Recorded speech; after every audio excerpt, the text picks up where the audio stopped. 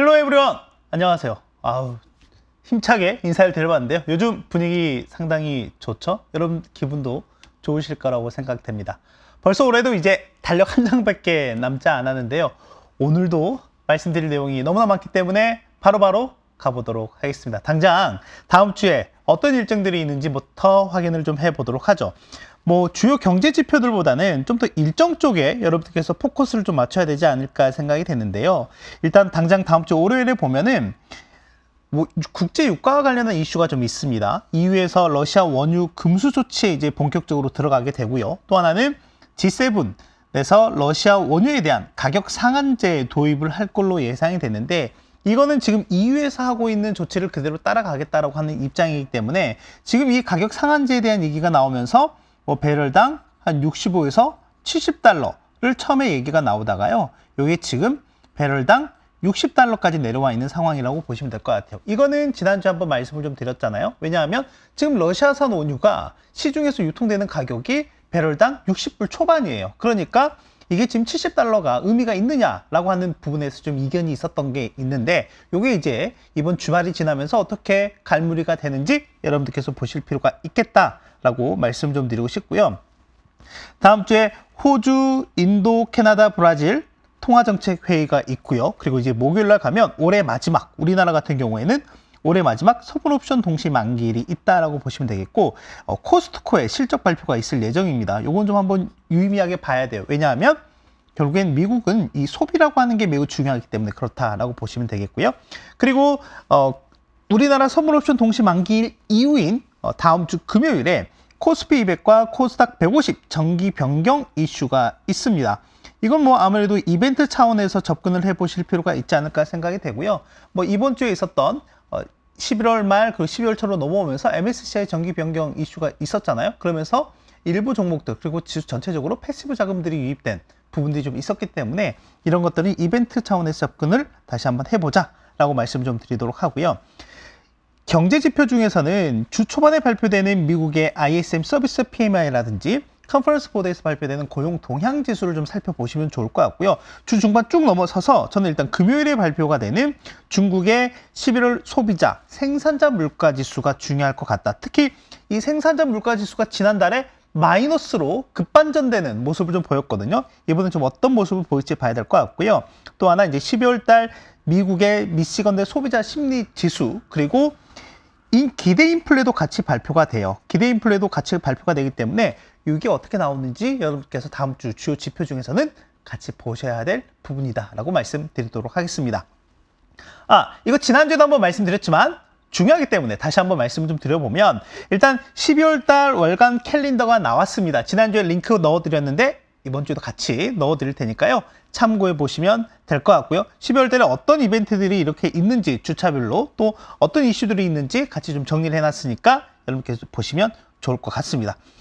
자, 12월 이제 올해 마지막 한 달 남았지만 증시에서 보면 12월은 정말 약속의 달이에요. 한번 보시면 1987년 이후에 S&P 500의 월별 평균 수익률 기준으로만 본다라고 하면 12월 달은 1.9%를 기록을 했고요. 1년 중 다른 어떤 달보다 상당히 좋은 퍼포먼스를 보였었다라고 보시면 될 것 같고, 이제 이러다 보니까 저희가 항상 얘기하죠.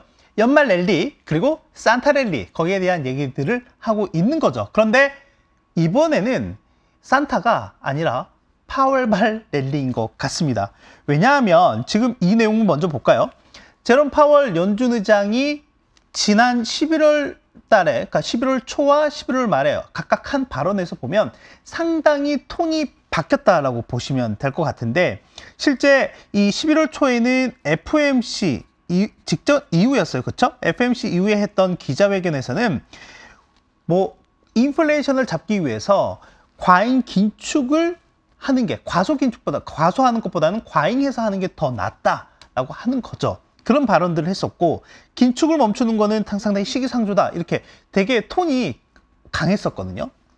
그런데 엊그제 있었던 발언에서는 지금 인플레이션을 낮추기 위해서는 충분히 제약적인 수준이기도 하고, 그리고 또 하나는 금리 인상 속도가 지금 어느 정도 완화하기에 타당한 시점에 와 있다라고 얘기했고요. 또 하나 이거는 과도한 긴축을 이제 원하지 않는다. 이런 부분들을 이제 발언들을 했었죠. 이런 부분에서 시장은 좀 상당히 환호를 했던 것 같고, 그러면서 이제 증시가 전체적으로 우상향하는 모습을 좀 보였다라고 보시면 될 것 같습니다. 이제 그러다 보니까 미국 증시가 상당히 견고한 모습을 좀 보였고요. 실제 지난 4월 달 이후에 이탈했었던 S&P 500 지수 기준으로 200일선을 무려 8개월 만에 재차 회복하는 모습을 좀 보였고요. 이제 우리가 이쯤에서는 한번 기대를 해볼 수가 있죠. 실제 이 200일선이라고 하는 거는 중장기적인 트렌드상에서 상당히 좀 중요한 의미가 있는 거기 때문에 과연 향후에 이게 추세 반전의 계기가 될지에 대한 부분에 대해서도 한번 의미 있는 구간에 한번 왔기 때문에 이제 시장은 계속해서 좀 트라이할 가능성이 높다라고 보시면 될 것 같습니다. 그렇다면 우리가 봐야겠죠. 이렇게 올라갈 요인이 뭐가 있고 이렇게 떨어질 요인이 뭐가 있을까에 대해서도 이제는 고민을 좀 해봐야 될 부분인 거죠. 이제 파월 의장의 발언 이후에 그 시장이 바라보는 기준금리에 대한 전망치가 좀 달라졌다라고 보시면 될 것 같아요. 지금 맨 위에 있는 게 11월 달에 있었던 FOMC 회의 이후였고요. 이 당시만 하더라도 내년 중반쯤에 가면 대략 상단이 5.25%까지 갈 수 있겠네라고 기대를 했던 거고요. 그런데 10월 소비자 물가지수가 발표가 되고 그리고 여러 연준위원들의 내용들이 나오면서 그러니까 다소 완화적인 내용들, 비둘기파적인 내용들이 나오면서 이 기대치가 점점 낮아지는 모습을 보였고요. 어제 이제 파월 의장이 거기에 종지부를 땅땅땅 찍어준 거죠. 어떻게 찍어줬냐면 지난 9월에 예상했던 예상 기준금리보다 약간 더 높은 수준을 얘기했어요. 그래서 지금 시장에서는 5%가 채 안 될 가능성이 높다라고 전망을 좀 하고 있는 것 같습니다. 자, 그렇다라고 하면 최근에 여러분 미국의 국채금리가 쭉쭉쭉쭉 빠지고 있습니다. 물론 3개월, 6개월 같은 단기금리는 여전히 이렇게 높은 수준을 유지를 하고 있고요. 장기금리는 이렇게 좀 가파르게 빠지는 모습이 나오면서 여기에서 장단기 금리 차가 역전폭이 상당히 좀 심화되는 모습을 좀 보이고 있기는 하거든요. 심화되고 있는 모습을 보이고 있는데 여기에 대한 해석도 좀 여러 가지가 좀 있기는 합니다. 여러 가지가 있기는 하는데 일단 시장의 기대치가 좀 이렇게 나오면서 그러면 일단 시중의 국채 금리가 움직이는 것에 대해서는 피크아웃 한 거 아닌가? 라고 하는 이런 기대 심리가 지금 시장에 많이 높아져 있다라고 보면 될 것 같습니다. 올해 너무 달렸죠. 그쵸? 과거 이제 연준의 통화 긴축 사례로 한번 보면 올해 같은 경우에도 보면 긴축 정도라든지 또는 이 기간만 놓고 본다라고 하면 과거 어떤 사례와 비교해도 상당히 빠르게 그리고 강하게 움직였었다라고 보면 될 것 같고 이제 이러다 보니까 시장에서는 충분히 어느 정도 속도 조절에 대한 기대감들이 분명히 있었고 그걸 이제 연준이 확인을 해주면서 시장은 다시 한번 위험 자산에 대한 선호 심리가 강해지는 모습을 좀 보였다라고 보시면 될 것 같아요. 근데 이제 걱정스러운 부분이 있는 거죠. 뭐 지금 이렇게 시장에서 걱정하는 부분은 바로 이 경기 침체에 대한 부분이죠. 앞에서 제가 말씀드렸던 것처럼 지금 현재 장단기 금리 차가 극대화되고 있는 모습들을 좀 보이고 있는 상황에서 시장에서는 자연스럽게 경기 침체에 대한 이슈로 좀 넘어가고 있는 게 아닌가 생각이 되고요. 실제 제가 이 내용을 지난 5개월 전에 말씀드린 적이 있습니다. 월스트리트 파인더 에피소드 5화에서 말씀을 좀 드렸고요. 이때도 어떤 부분에 대해서 말씀드렸냐면 이 경기 침체에 대한 내용을 좀 말씀드리면서 과거 사례들은 어떻게 됐었는지에 대해서 한번 간략하게 정리를 해드린 적이 있거든요. 관련 내용은 바로 여기 관련 동영상 첨부해 드렸으니까 참고해 보시면 될 것 같고요. 실제 시장에서 걱정하는 부분들은 바로 이런 거죠. 미국이 만약에 혹시나 경기 침체 국면에 들어갔다라고 하면 실업률이 증가하게 되고 또는 기업이익이 크게 감소하는 이런 부분에 대해서 걱정을 하는 부분들이 있다라고 보면 될 것 같습니다. 이제 그런 측면에서 보면 지난밤에 발표된 미국의 ISM 제조 PMI를 봐야 돼요. 그리고 어제 발표된 우리나라의 수출입 동향도 같이 보실 필요가 있습니다. 제가 여러 차례 말씀드렸지만 이 두 개의 상관성은 상당히 높고요. 그리고 이것들과 같이 우리가 비교해서 볼 만한 게 이제 지수들이에요. 결국엔 이것들이 지수와 높은 또 상관성을 갖고 있기 때문에 비교해 본다라고 하면 거의 방향성이 같다라고 하는 거죠. 그래서 어젯밤에 발표된 미국의 11월 ISM 제조 PMI 보면 49를 기록했어요. 근데 아세요? 시장 기대치가 49.8이었어요. 그리고 여기 보시면 제가 중간에 빨간 선 쫙 해놨잖아요. 이 50선 위로는 경기가 확장 국면이라고 얘기를 하고요. 저희가 이 밑으로는 저희가 경기가 축소 또는 위축 국면이라고 얘기를 합니다. 그래서 지금 내려왔어요. 언제 이후에? 지금 2020년 초반 이후에 이렇게 내려왔다라고 보시면 될 것 같아요. 우리나라 수출 같은 경우에도 어떻게 보면 지난 12월 달 같은 경우에 전년 동월 대비 14%나 감소하는 모습을 보이면서 계속해서 위축되는 모습을 보이고 있고, 특히나 우리나라 수출에서는 반도체라든지 석유화학과 같은 이런 주요 수출 품목에 대한 둔화세가 눈에 띄게 나타났다라고 보면 될 것 같습니다. 좀 더 세부적으로 보면 전체적인 세부 항목들이 좀 부진한 모습을 좀 보이고 있더라라고 하는 거예요. 그 중에 가장 중요한 게 신규 주문이에요. 신규 주문 같은 경우는 계속해서 좀 둔화되는 모습을 좀 보이고 있는 상황이고요. 또 하나 재고나 이런 부분들이 많이 좀 늘어나고 있더라라고 하는 거예요. 특히나 소비자 재고 이런 것들은 이제 유통업체, 소매업체들과 좀 연관이 있을 텐데, 이 재고가 좀 많이 늘어나니까 어떻게 돼요? 신규 주문을 더 넣지 않게 되겠죠. 그렇게 되면 뭐 중국이나 다른 해외에서 들여오는 이 수입이나 이런 부분들이 부진해질 수밖에 없을 거고요. 이제 그렇게 되다 보면 전체적인 글로벌 경기의 물동량이나 이런 것들이 감소할 수밖에 없다라고 하는 거죠. 그러니까 이게 악순환의 연쇄적인 영향을 받는다라고 보시면 될 것 같습니다. 자, 그런데 저희가 11월 한 달만 놓고 보면 실제 이머징 마켓, 특히 우리나라를 비롯한 이머징 마켓 증시는 상당히 좋은 모습을 보였다라고 볼 수가 있겠는데, 그걸 결정짓는 키 인디케이터가 바로 달러 인덱스예요. 지금 보시면 달러 인덱스가 11월 달에는 이렇게 크게 둔화되는 모습을 보였는데, 이건 앞에서 제가 말씀드렸던 이유 때문에 그렇죠.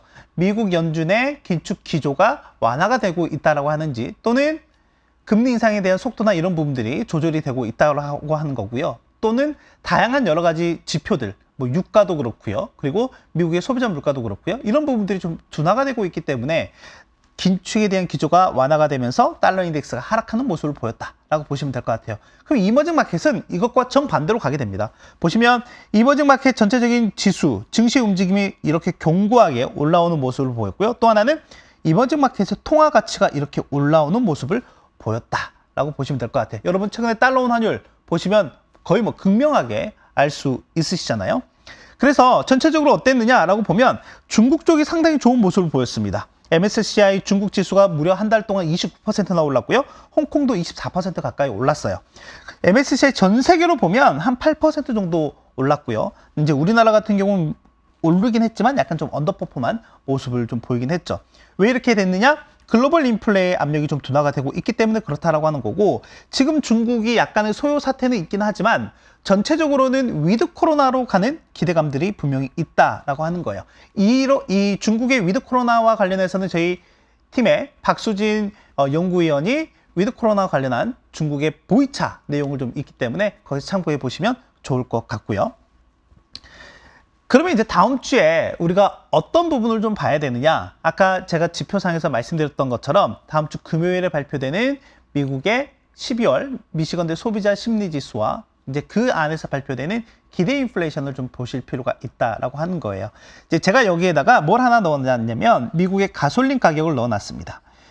제가 이전에 월스파에서도 여러 차례 언급을 해드렸던 것처럼 실제 미국 소비자들은 유가, 특히 이 가솔린 가격에 상당히 높은 민감도를 갖고 있다라고 보시면 될 것 같고, 왜 그러냐면 그 이유인즉슨 바이든 대통령 같은 경우에도 보면 이 유가를 잡기 위해서 전략 비축률을 올해 2억만 배럴 이상 방출하는 결정을 내리기도 했잖아요. 이제 그러다 보니까 이 가솔린 가격에 대한 민감도가 높은 부분들을 다른 지표와 좀 비교해서 보실 필요가 있을 것 같은데, 전체적으로 양의 상관관계를 갖습니다. 실제 여기는 좀 역축으로 나타나기 때문에 이렇게 가면은 이제 낮아지는 거고요. 이렇게 올라오면 이제 높아지는 거라고 보시면 될 것 같습니다. 가격 자체가. 지금 보시면 미시건대 소비자 심리 지수가 최근에 반등을 했다가 다시금 좀 떨어지는 모습을 좀 보이고 있는 상황이에요. 이 상황에서 보면. 그런데 가솔린 가격은 계속해서 좀 떨어지고 있죠. 이제 이렇게 되면 실제 소비자 심리 지수 같은 경우가 같이 올라와야 되는 경우가 이제 맞는데, 이제 그에 따라서 지금 여기서는 약간 좀 상반된 결과치들이 좀 보이고 있더라라고 하는 거고요. 이제 다만 여기서 우리가 긍정적으로 기대해 볼 만한 부분은 뭐냐면 이 1년 후 기대 인플레이션에 관한 부분들이 이렇게 점진적으로 좀 떨어질 가능성도 있지 않을까라고 하는 부분인 거죠. 근데 이 소비자 심리 지수가 약간 둔화되는 부분에 대해서는 이제 다른 요인들이 분명히 또 외부적인 요인들이 있기 때문에 그런 부분들을 저희가 좀 더 면밀하게 살펴봐야 될 것 같습니다. 자, 정리해 보도록 하죠. 12월은 약속의 달이다라고 하는 거고요. 월간 평균 수익률로 보면 다른 어떤 달보다 상당히 좋은 퍼포먼스를 냈었다라고 하는 거죠. 그럼 이렇게 시장이 급작스럽게 개선이 된 가장 근본적인 이유는 연준의 어떻게 보면 태도 전환이라고 해야 될까요? 그런 부분이라고 보시면 될 것 같고, 그걸 종지부 찍어준 게 바로 이 파월 의장이다라고 보시면 될 것 같습니다. 최종금리 같은 경우에는 이제 9월보다 약간 더 높은 수준이라고 하는 게 일단 컨센서스가 형성이 되어 있고요. 이제 그런 측면에서 본다라고 하면 더 이상 국채금리가 올라갈 가능성 자체가 좀 낮아지고 있다라고 하는 부분은 위험 자산을 선호하는 측면에서는 긍정적이다라고 볼 수 있겠습니다. 이제 관심을 좀 경기 쪽으로 봐야 되지 않을까 생각이 돼요. 이제까지 발표되는 경제 지표들 같은 경우가 연준의 금리 결정에 영향을 미치는 요인이었다라고 하면은 이제 앞으로는 이 경기 판단에 대한 중요 근거가 될 것 같습니다. 이제 그런 측면에서 본다라고 하면 파월 의장이 얘기했던 것처럼 이게 연착륙이 될지의 여부도 우리가 계속해서 팔로우해 나갈 필요가 있지 않을까 생각이 되고요. 이제 다만 여기에서 언급을 한 부분 중에 하나가 뭐냐면 방금 말씀드린 이 연착륙에 대한 가능성이 있긴 하지만 이 가는 길 자체가 좀 좁아졌다라고 얘기를 한 부분이 있거든요. 그래서 제가 다음 주에는 어떤 측면에서 이 부분이 좁아졌는지 이 요인들 또는 이유들을 한번 정리해서 가져와 보도록 할게요. 실제 이 부분이 향후 증시 방향성에 있어서 올라갈 수 있는 요인이 될지 아니면 이렇게 하락할 수 있는 요인이 될지를 결정 지을 수 있는 키팩터들이 될 것 같습니다. 자, 오늘도 들어주셔서 감사하고요. 저는 다음 주에 앞서 말씀드린 내용들을 차근차근 준비해서 찾아오도록 하겠습니다. 다음 주에 만나요. 빠이바이.